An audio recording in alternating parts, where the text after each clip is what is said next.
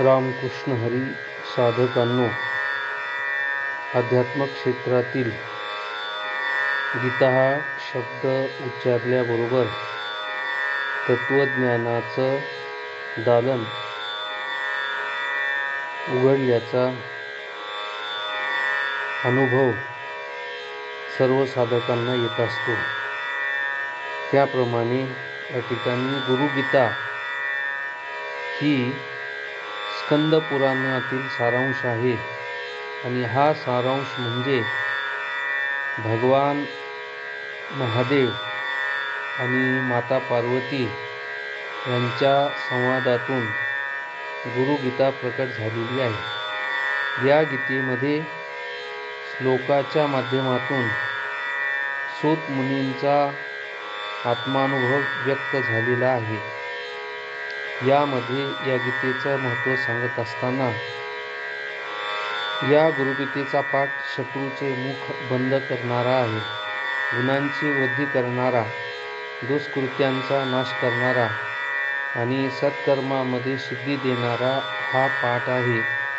मुखस्तंभकरं चैव गुणानांच विवर्धनम दुष्कर्मनाशनं चैव तथा सत्कर्मसिद्धिदम्.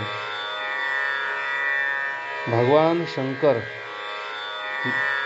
पार्वती मातेला सांगतात, हे प्रिये, गुरुगीतेचे एक एक अक्षर मंत्रराज आहे. अन्य जे विविध मंत्र आहेत ते या गीतेचा 16वा भाग देखील नाही. गुरुगीताक्षरैकं मंत्रराजमिदं प्रिये अनेच विविधा मंत्रा कला नार्हन्ति षोडशीम्.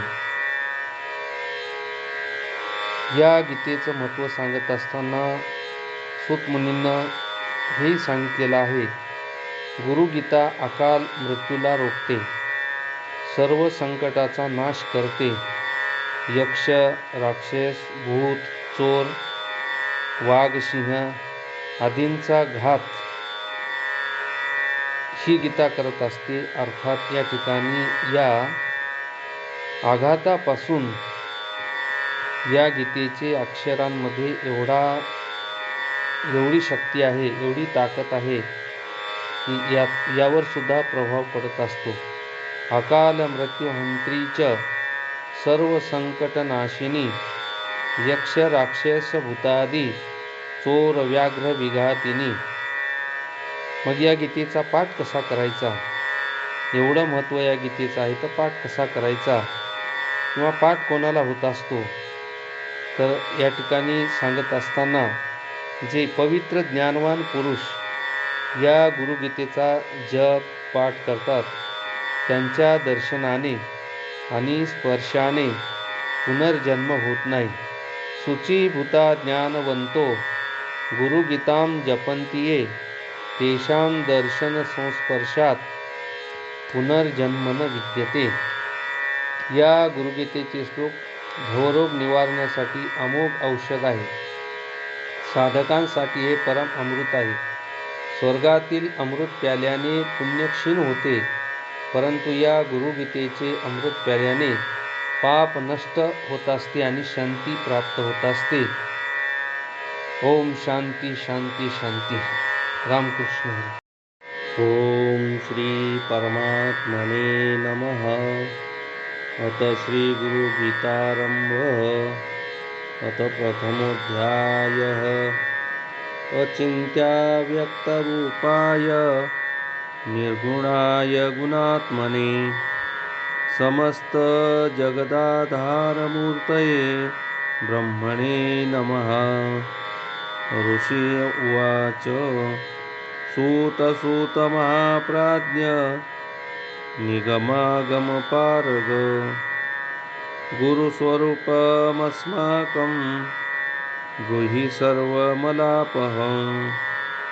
यस्य स्मरणमात्रेण देहि दुःखाद्विमुच्यते. येन मार्गेण मुनयः सर्वज्ञत्वं प्रपेदिरे. यत्प्राप्येन पुनर्याति नरसंसारबन्धनं. तथाविदं परं तत्त्वं वक्तव्यमधुना त्वया गुह्यात् गुह्यतमं सारं गुरुगीता विशेषतः त्वत्प्रसादाच्च श्रोतव्या तत्सर्वं ब्रूहि सुतनः इति सम्प्रार्थितः सूतो मुनिसङ्घैर्मुहुर्मुहुः कुतूहलेन महता प्रोवाच मधुरं वचः सूत उवाच शृणुध्वं मुनयः सर्वे श्रद्धया परया मुदा वदामि भवरोगग्निं गीतां मात्रस्वरूपिणीं पुरा कैलासशिखरे सिद्धगन्धर्वसेविते तत्र कल्पलता पुष्प मन्दिरे अत्यन्तसुन्दरे व्याघ्राजिने समासीनं शुकादिमुनिवन्दितं बोधयन्तं परं तत्त्वं मध्यमुनिगणं क्वचित् प्रणम्रवदना शश्वन् नमस्कुर्वन्तमादरात् दृष्ट्वा विस्मयमापन्ना पार्वती परिपृच्छति पार्वती उवाच हरि ओं नमो देवदेवस्य परात्परजगद्गुरो त्वां नमस्कुर्वते भक्त्या सुरासुरनरा सदा विधिविष्णु महेन्द्रादैर्वन्द्य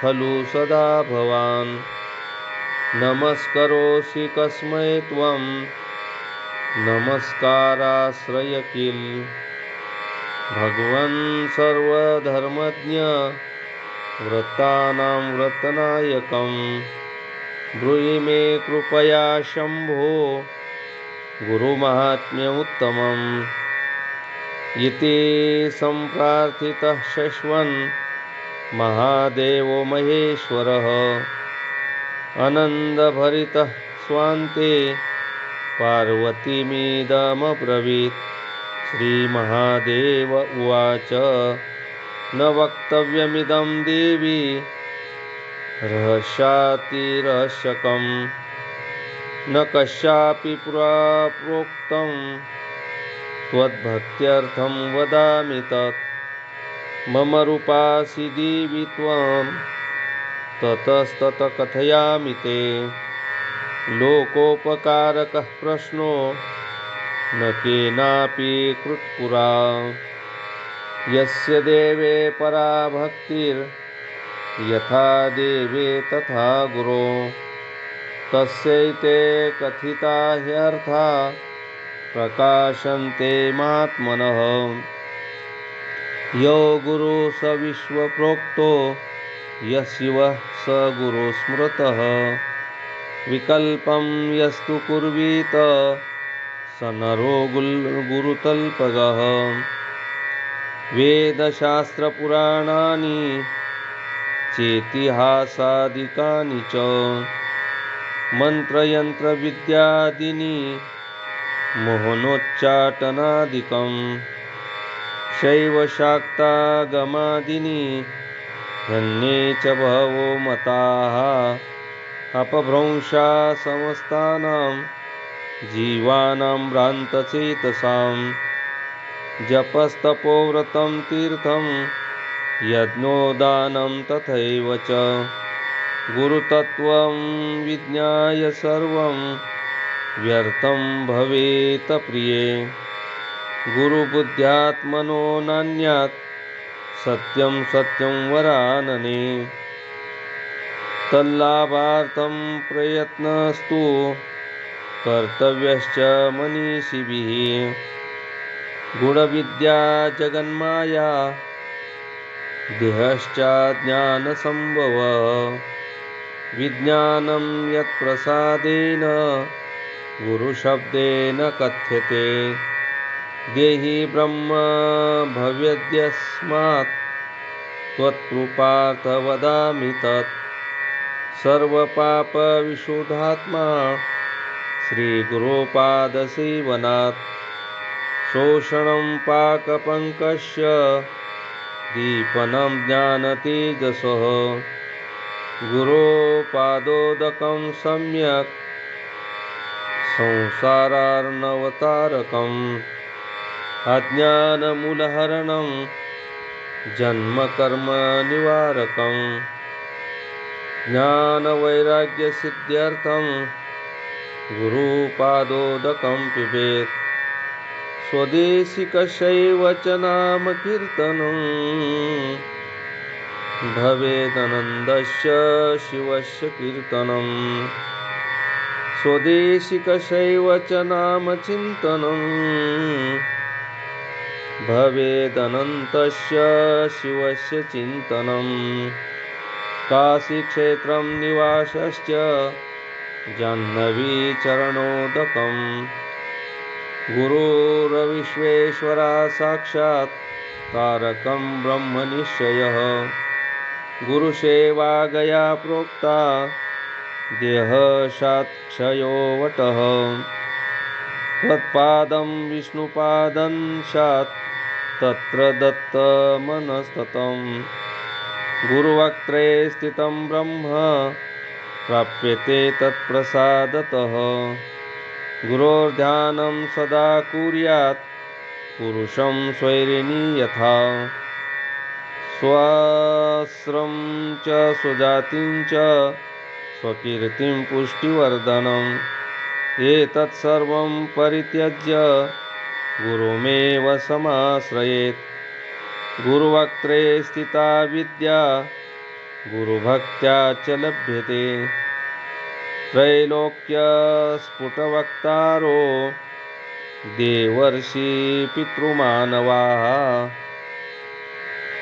गुकारश्चन्द्रकारो हि ऋकारस्तेज उच्यते अज्ञानग्रासकं ब्रह्म गुरुरेव न संशयः गुकारश्चन्द्रकारस्तु ऋकारस्तन्निरोधकृत् अन्धकारविनाशित्वात् गुरोरित्यभिधीयते गुकारश्च गुणातीतो रूपातीतो ऋकारकः गुणरूपविहीनत्वात् गुरुरित्यभिधीयते गुकार प्रथमो वर्ण मायादिगुणभासकः ऋकारोऽस्ति परं ब्रह्म मायाभ्रान्तिविमोचकम् सर्वश्रुतिशिरोरत्न विराजितपदाम्बुजं वेदान्तार्थप्रवक्तारं तस्मात् सम्पूजयेत् गुरुं यस्य स्मरणमात्रेण ज्ञानमुत्पद्यते स्वयं स एव सर्वसम्पत्ति तस्मात् सम्पूजयेत् गुरुं संसारवक्षमारूढा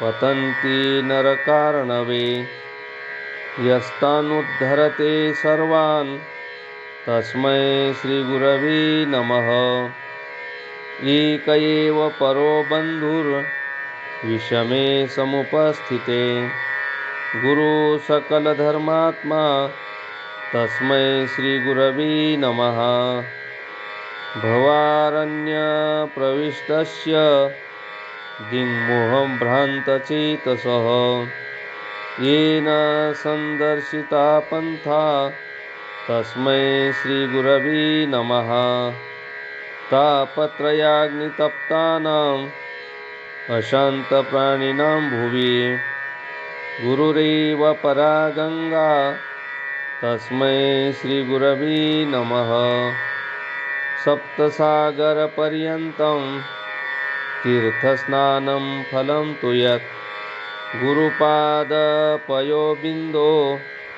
सहस्रांशेन तत्फलं शिवे रुष्टे गुरुस्त्राता गुरोरुष्टे न कश्चन लब्ध्वा कुलगुरुं सम्यक् गुरुमेव समाश्रयेत्।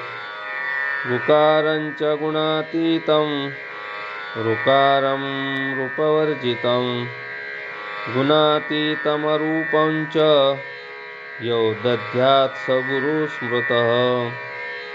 अत्रिनेत्र शिवसाक्षात् द्विबाहुश्च हरिस्मृतः। यो चतुर्वदनो ब्रह्मा श्रीगुरुकथितः प्रिये। देवकिन्नरगन्धर्वा पितृयक्षा स्तुतुम्बरुः।